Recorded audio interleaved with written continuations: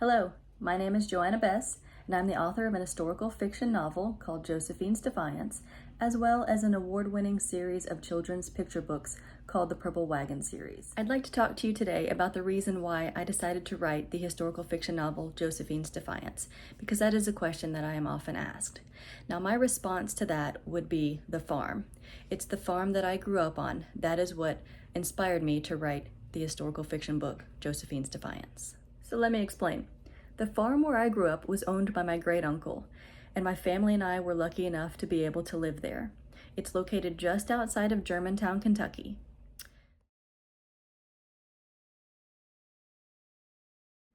The two-story house sits at the end of a long lane. So you'll drive down a gently rolling hill, cross two sparkling ponds, and ascend another hill. On each side of the lane are fields that stretch out. Now, back in the day, they would have been most likely fields of tobacco, and nowadays they are corn, soybeans, and some alfalfa as well. So behind the house are more fields that extend out, and then they meet up with a wooded area that has a gurgling creek that runs through it. I was pinched by more than one crawdad playing in that creek.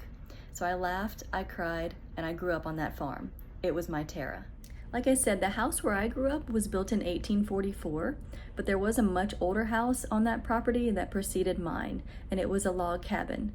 This log cabin was most likely built by a man named Moses Frazee in the early 1800s, and it would have been a perfect place to live, situated at the top of a gently rolling hill with a creek just a few yards away so you can gather your water for drinking and washing.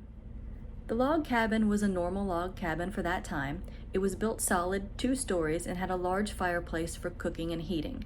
And it probably would have remained just a normal log cabin had it not been sold to a Captain John W. Anderson in 1825. He was a slave trader. John Anderson was born to Worsham and Messaniah Anderson in 1792 in Virginia.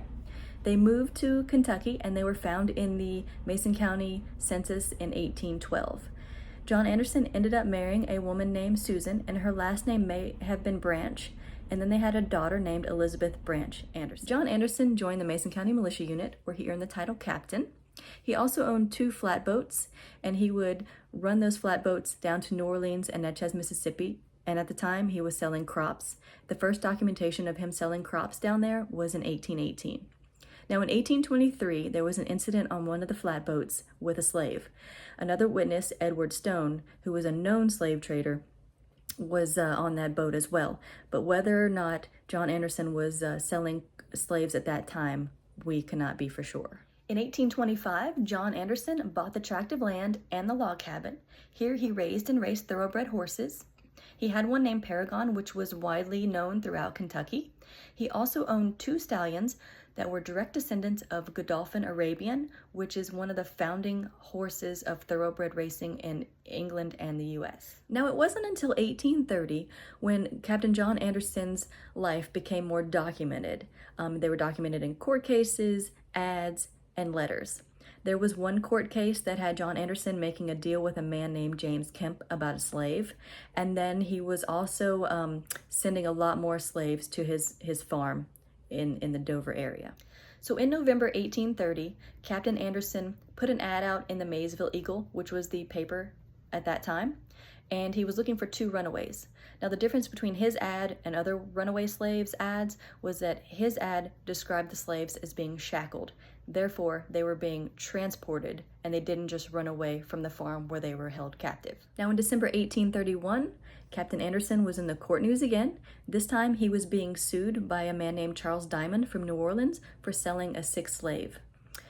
The slave ended up dying 2 months after the sale. So this is all evidence that Captain Anderson was selling slaves and trading slaves down south. So how was Captain Anderson able to find and collect and buy up so many slaves to be able to trade them down south? So what he would do was he would ask his friends, such as Thomas Marshall, who was relative of John Marshall, the Supreme Court Justice of that time.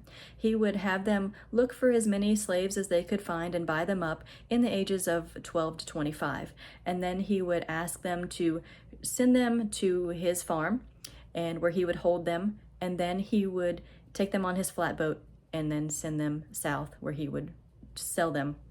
And once he sold them, he would reimburse his friends.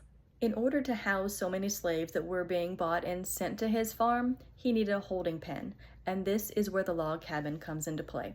So at some point between 1825 and 1834, Captain Anderson had a mansion house built pretty close to where the log cabin was.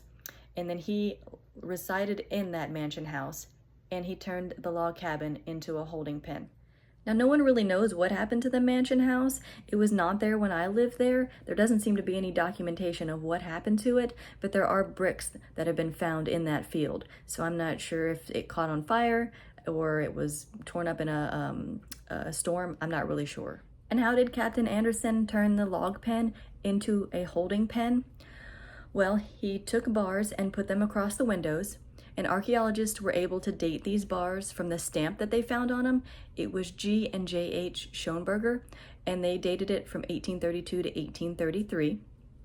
On the second floor, he also hammered large pins all the way through the floor, and he secured it with a cotter pin underneath, and here he would shackle the slaves to those rings.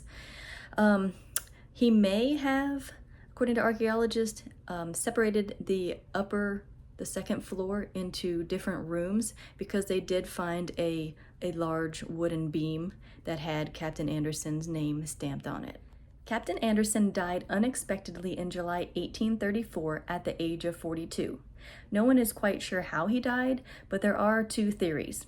So what he would do in order to either exercise a slave or show a prospective buyer how healthy and fit a slave was, he would have them run around the log cabin, the holding pen.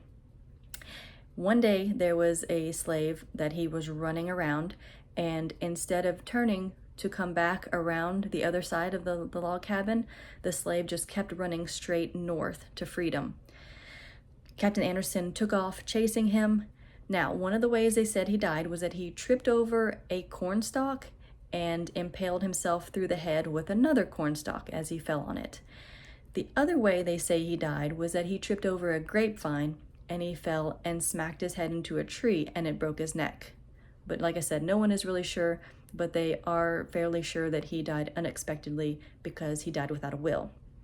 Now, rumor has it that slave was caught and then he was hanged. Now, once Captain Anderson was out of the picture, the Anderson family did give up the slave trading business. They did remain on the farm for several more years before they sold it to a family named Lloyd. Now, the Lloyd family did own it for about 100 years, but that's a story for a different time. So that is why I decided to write Josephine's Defiance. I couldn't let all that history of the farm go, and I would constantly wonder as I grew up on that farm what I would have been like if I had grown up with Captain Anderson as my father. Would I have just taken slavery and slave trading as just part of the family business and the way of life, and that's how it was going to be? Would I have completely went against it and just gone my own path? Or would I have, like Josephine, had some internal struggles and not known which way to go? Do I stay with my family and, go about the business, the family business? Or, these slaves that I grew up with who were my extended family as well, do I choose them and choose freedom for them? So I took all those thoughts that I had swirling around in my head and I sat down one day and I put them together in a book and I called it Josephine's Defiance.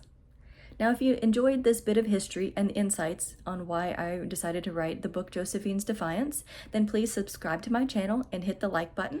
If you're interested in reading Josephine's Defiance, you can find it on Amazon, as well as my Square store. If you buy direct through my Square store, I'll add in a few extra goodies. Thanks again.